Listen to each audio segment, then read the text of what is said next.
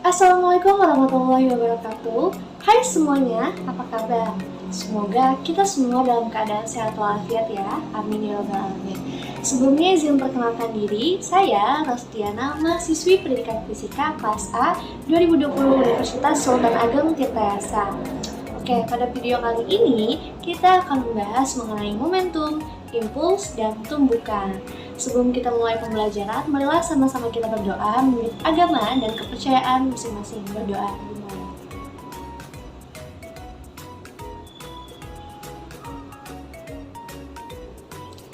Oke, berdoa selesai. Sebelum itu, silahkan kalian melakukan absensi di WhatsApp group dengan format yang telah ditentukan. Saat di jalanan, biasanya kita menjumpai berbagai jenis mobil yang melaju dengan kecepatan yang berbeda-beda. Namun, dari sekian banyak jenis mobil mana ya yang kira-kira sulit untuk berhenti? Ya, tentunya mobil dengan kecepatan yang paling tinggi.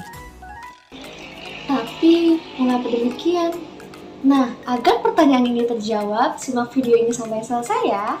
Nah, adapun tujuan pembelajaran kita pada kali ini yaitu yang pertama, melalui metode penugasan, peserta didik mampu menjelaskan pengertian momentum dan impuls.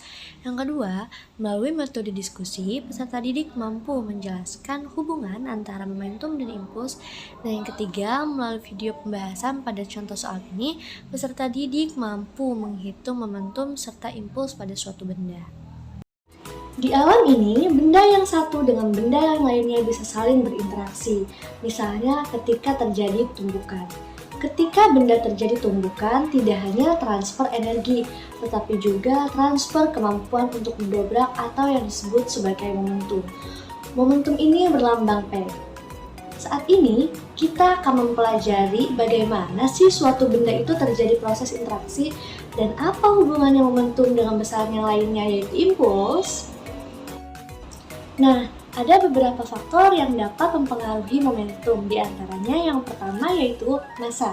Hubungan massa dengan momentum yaitu berbanding lurus.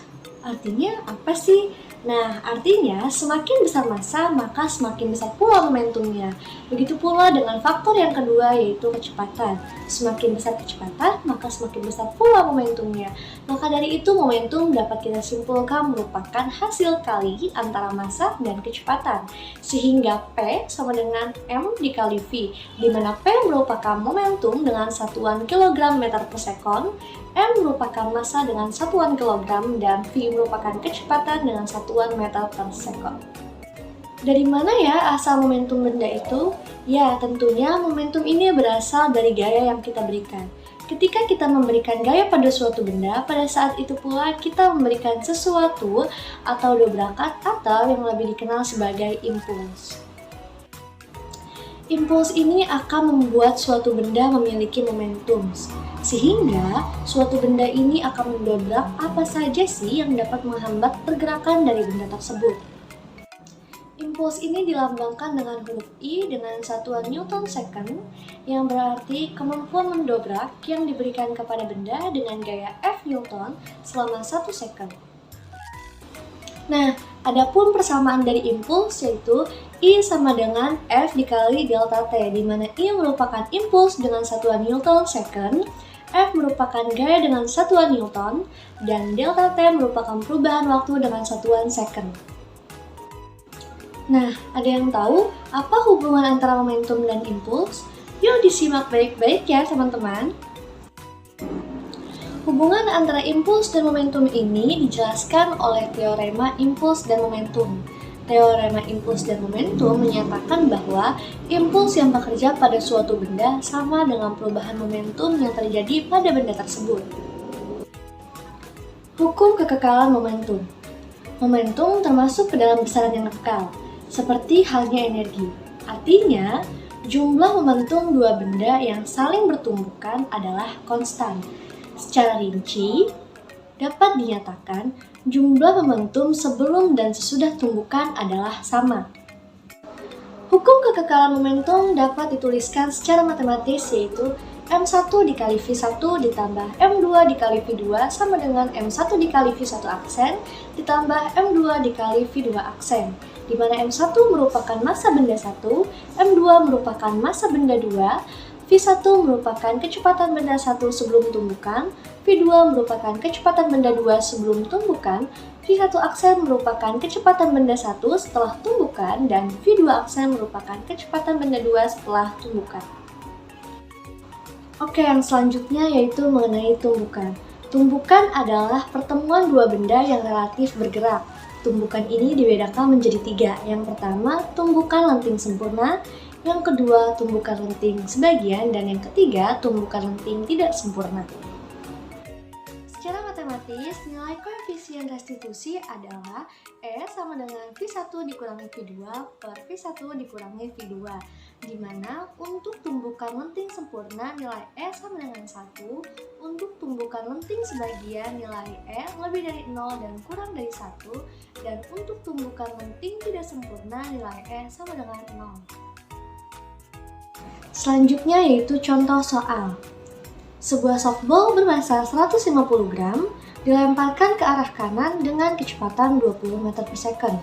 Setelah dipukul, kemudian bola bergerak ke arah kiri dengan kecepatan 20 meter per second. Tentukan impuls yang dikerjakan pemukul terhadap bola. Dimulai dari apa yang kita ketahui pada soal ini, di mana M sama dengan 150 gram atau 0,15 kg, V1 yaitu 20 meter per second, V2 yaitu minus 20 meter per second, dan delta T yaitu 0,6 milisecond atau 6 kali 10 pangkat minus 4 second. Nah, yang ditanya yaitu berapa sih impulsnya? Impuls yang dikerjakan pemukul terhadap bola. Nah, penyelesaiannya itu dimulai dari keadaan awal, di mana keadaan awal yaitu P1 sama dengan M dikali V1. P1 sama dengan 0,15 dikali 20. P1 sama dengan 3 kg meter per second. Nah, untuk keadaan akhir yaitu P2 sama dengan M dikali V2. P2 sama dengan 0,15 dikali minus 20. P2 sama dengan minus 3 kg meter per second.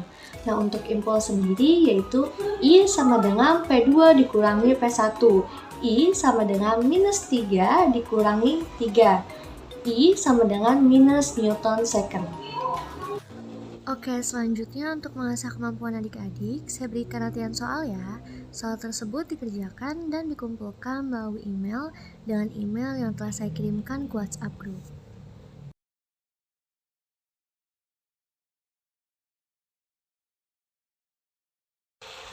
Baik adik-adik semua, jadi sudah terjawab ya pertanyaan di awal tadi, kenapa sih mobil yang paling sulit berhenti adalah mobil yang kecepatannya paling tinggi? Nah, hal tersebut dikarenakan makin besar kecepatan benda itu bergerak, maka akan semakin besar pula momentumnya, sehingga benda akan sulit untuk terhenti. Nah, hal tersebut berkaitan dengan momentum tentunya, karena momentum merupakan ukuran kesukaran untuk menghentikan suatu benda yang sedang bergerak. Tetapi ingat ya teman-teman semua, ini hanya berlaku pada mobil yang sejenis saja. Apabila mobil ini tidak sejenis, maka kita harus memperhitungkan masanya sesuai dengan persamaan yang sudah tadi kita bahas. Nah, oke adik-adik semua, sebelum kita mengakhiri pembelajaran kali ini, yuk sama-sama kita melihat apakah kalian sudah mencapai tujuan pembelajarannya atau belum nih. Yang pertama, melalui metode penugasan, peserta didik mampu menjelaskan pengertian momentum dan impuls. Tujuan pertama kita sudah tercapai ya, berdasarkan sumber bacaan yang telah kalian baca dan yang sudah saya jelaskan juga, maka tujuan pembelajaran yang pertama ini sudah tercapai. Tujuan yang kedua yaitu melalui metode diskusi, peserta didik mampu menjelaskan hubungan antara momentum dan impuls. Nah, tujuan kedua ini juga sudah tercapai ya. Tadi kita sama-sama mencari tahu apa sih hubungan antara momentum dan impuls ini. Nah, tujuan yang ketiga yaitu melalui pembahasan soal pada contoh soal, peserta didik mampu menghitung momentum impuls pada suatu benda. Tujuan kita juga sudah tercapai ya teman-teman semua. Nah, selanjutnya melalui pemaparan materi pada video pembelajaran ini, peserta didik mampu mengamati kemudian menerapkan prinsip hukum kekekalan momentum untuk menyelesaikan masalah dalam kehidupan sehari-hari. Nah, tujuan yang terakhir ini juga sudah tercapai ya teman-teman. Tadi sudah saya jelaskan mengenai hukum kekekalan momentum. Oke, baik. Sebelum mengakhiri kegiatan pembelajaran pada hari ini, saya akan membacakan kesimpulan.